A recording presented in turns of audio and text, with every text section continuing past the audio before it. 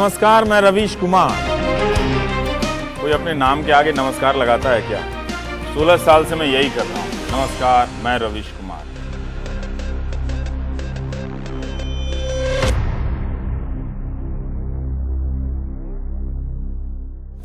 आप कभी नासा गए हैं?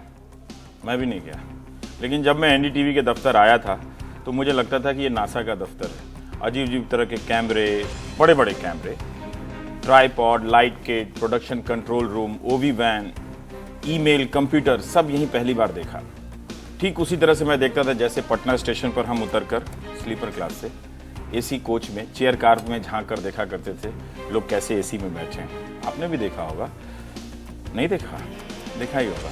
दरअसल मैं उस वक्त एनडीटीवी आया था जब हिंदुस्तान बदल रहा था, और ये 1996 की बात है, और मेरे जैसे कई लोग पूरे देश में यहाँ से वहाँ हो रहे थे और नई नई नौकरियों में जा रहे थे। यहाँ भी बहुत सारे हमारे वरिष्ठ सहयोगी कोई विदेश से पढ़कर आए थे, कोई दिल्ली के टॉप कॉलेजों से आए थे, और कोई दक्षिण से, कोई पूर्वोत्तर से, कोई उत्तर से, कोई राजस्थान से। तो इस तरह से एक पूरा हिंदुस्तान एनडीटीवी के भीतर हमने देखा, और पहली बार हम सब आपस में बात कर रहे थे, सीख रहे थे।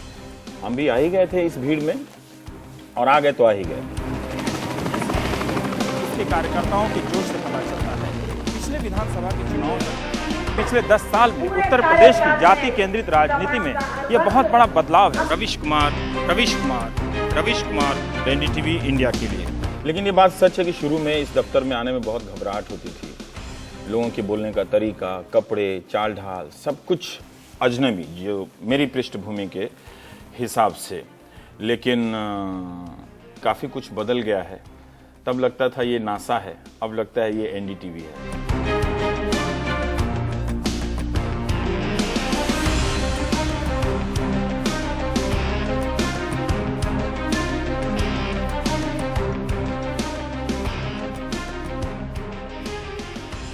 Ravish today is definitely the most unique voice on Indian television, and I don't mean just Hindi news. Definitely, it's across the board.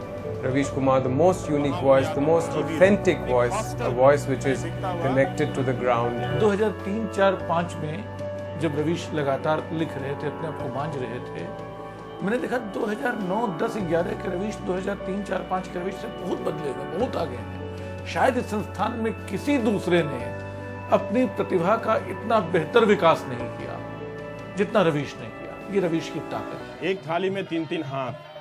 ये दोनों बिहार के बेतिया जिले के हैं, मैं मोतिहारी जिले का हूँ। दोनों प्रवासी हैं। मैं एनडीटीवी में मोटी कमाई वाला पत्रकार हूँ। ये 6,000 रुपया कमाते हैं, मगर जब ये खाना, जब ये गाना और जब इनकी बोली का हाल बहो सुनते हैं तो एक रिश्ता अपने आप बन जाता है। हम प्रवासी वो लोग हैं जो उजड़े हुए हैं और हर शहर में अपने को ढूंढते रहते हैं। हर तरह का यहाँ पर काम किया, और सिर्फ हम ही नहीं, हिंदुस्तान जैसे देश में लाखों लोग इसी तरह से अपनी शुरुआत नीचे से करते हैं, और इसमें कोई ख़ास बात नहीं है। और मेरी यात्रा में भी ये कोई ख़ास बात नहीं है कि मैंने यहाँ शुरुआत नीचे से की और हर तरह का काम किया। चिट्ठियाँ आती थी, फैंस मेल्स लोगों के, गुड मॉर्निंग इंडिया में जो एंकर होते थे उनको मैं देखा करता था। उसी में मैं सीख गया कि दर्शक को क्या चाहिए टेलीविज़न में, और वो कैसे बातें करता है कार्यक्रम के ज़रिए।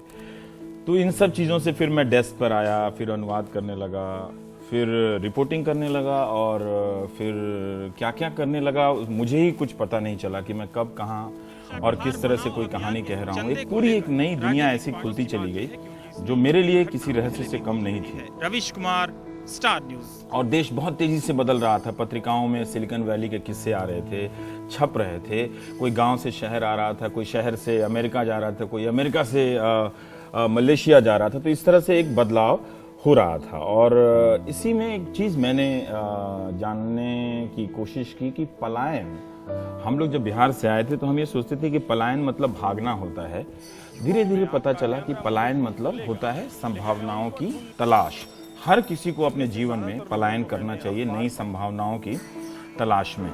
और इन सबको का अच्छा मौका मुझे लगता है कि एनडीटीवी ने दिया, क्योंकि जहाँ से मैंने शुरुआत की और और जिन जिन चरणों पर मेरी यात्रा रही है, किसी ने कभी रोका नहीं, किसी ने कभी टोका नहीं, एक बार वो लाल माइक पकड़ा दिया तो फिर कभी किसी ने नहीं पूछा कि तुम कहाँ जाते हो, क्या करते हो। हाँ, ज़रूर लोग कहते थे कि तुम क्या करते रहते हो दिन भर, किसकी रिकॉर्डिंग करते रहते हो, क्या ये स्टोरी है।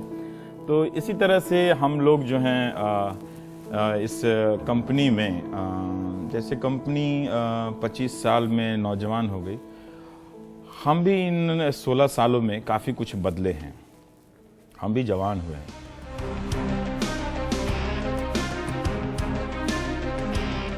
नमस्कार, मैं रवीश कुमार। क्या हमारे करोड़पति नेता 40 करोड़ गरीबों की गरीबी दूर कर सकते हैं? सवाल आपके सामने था कि मुसलमानों का नेतृत्व कौन करे, मजहबी नेता या सियासी नेता। वही ज्यादा अच्छा है कि सदन के वेल में जाकर सदन की कार्रवाई को स्थगित कर दी जाए और लगे कि हमने मुद्दा उठाया। अब मैं कुछ आपको नाम बताता हूं। राजदीप, बरखा, अर्नब, वासु, विक्रम, मनोरंजन भारती, मनीष कुमार, मोनिदीपा, टीएस सुधीर, विजय त्रिवेदी, अनिंद्य चक्रवर्ती। ये हमारे दफ्तर के पहले शख्स थे जिनका नाम लॉगिन नेम से पड़ा, ऑनिन। और विजय जी की डायरी देखकर तो इतना डर लगता था कि इसमें कितने नंबर हैं, पता नहीं मेरी डायरी में कब इतने नंबर आएंगे और मेरे पास इतनी खबरें आएंगी। राजदीप का नोट, सर मनोरंजन भारती के पास एक चिथड़ी सी कॉपी हुआ करती थी जिसमें सारी खबरें और पुराने लोग नेताओं के बाइट्स हुआ करते थे। राजदीप डांटते बहुत थे, बहुत घबराहट होती थी। डर के मारे पीछे के दरवाजे से हम लोग दफ्तर आते थे, खासकर मैं तो नताशा अक्सर कहती थी कि तुम चूहा हो, डरते हो राजदीप से। और राजदीप भी बिना बात की इतना गुस्सा कोई एडिटर करता है क्या? एक दिन तो राजदीप मेरे बाल को लेकर गुस्सा हो गया कि ये रिपोर्टर के बाल हैं या देवानंद के बाल हैं, तुम रिपोर्टर बनने आए हो या हीरो बनने आए हो। उसी तरह से कैमरामैन भी एक से एक, तुलसी, सुरेश, सुकुमार, मयूख, लाइली, नताशा बदवार, नरेंद्रा गोडावली। नताशा बदवार के सामने तो स्टोरी बताने में घबराहट होती थी। वो इतनी काबिल थी कि डर लगता था कि पता नहीं मेरी स्टोरी का लेवल वो है कि नहीं है। पर इस तरह से हम लोगों ने सीखा है यहाँ पर एनडीटीवी में, और सब ने सबको मिलकर सिखाया है। कोई यहाँ एक दूसरे से ऊपर नहीं था, लेकिन धीरे धीरे इन सब की दखलंदाजी से और इन सब के सहयोग से हम लोग जो भी बन पाए हैं, जितना भी बन पाए हैं, कोई ये नहीं कह सकता कि मेरी इस कामयाबी में उसका हिस्सा नहीं है, सबका है।